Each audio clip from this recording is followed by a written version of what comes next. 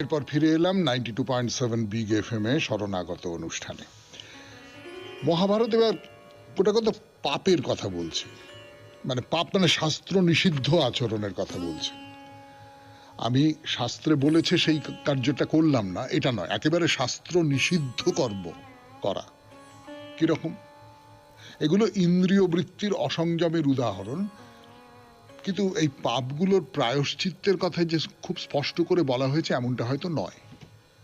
বলি আপনাদের, প্রায়শ্চিত্তের প্রযোজক হিসেবে যেহেতু পাপগুলোর কথা বলা হয়েছে, তাই পাপগুলোর প্রকৃতি নিয়ে আগে কথা বলেছে মহাভারত।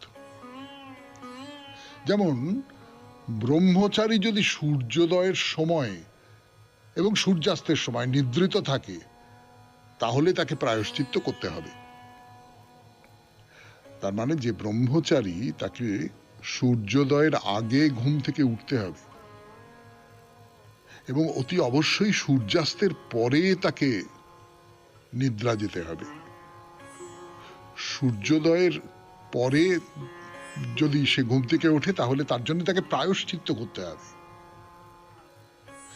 এটা হলো শাস্ত্রবিহিত যে কর্ম, তার অকরণ বা অন্যথাকরণ, অর্থাৎ শাস্ত্র যেটা বলেছে করতে সেই কাজটা আমি করলাম না। এরপর বলি, পাপগুলোকে সামাজিক অপরাধের পর্যায়ে ফেলে মহাভারত কি বলছে। অর্থাৎ সামাজিক অপরাধ বলতে কি বলতে, ব্রহ্মচারী যদি দেরি করে ওঠে তাহলে সে পাপ করলো, কিন্তু সেই পাপটার ফলে অন্য পাঁচজনের কোনো ক্ষতি হলো এরকম কথা বলা যাচ্ছে না, তাই তো? কিন্তু অন্য পাঁচজনের ক্ষতি হতে পারে এই রকম আচরণ যদি আমি করি, তাহলে সেটা পাপ। এবং সেই পাপটার সম্পর্কে কি বলা হচ্ছে, মহাভারত কি বলছে? যে লোক সোনা চুরি করে, সংস্কৃতে একে বলে স্বর্ণহারি। যে লোক ব্রহ্ম হত্যা বা ব্রাহ্মণকে হত্যা করে, একে সংস্কৃত পরিভাষায় বলে শ্যাবদন্তক। নির্দোষ এবং বিবাহযোগ্য জ্যেষ্ঠ সহোদরের বিবাহ হওয়ার আগেই কনিষ্ঠ সহোদর যদি বিয়ে করে,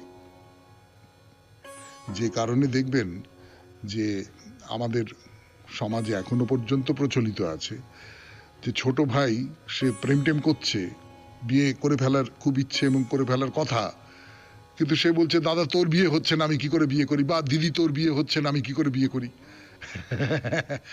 এইসব নিয়ে গল্প টল্প আছে বাংলা সাহিত্যে।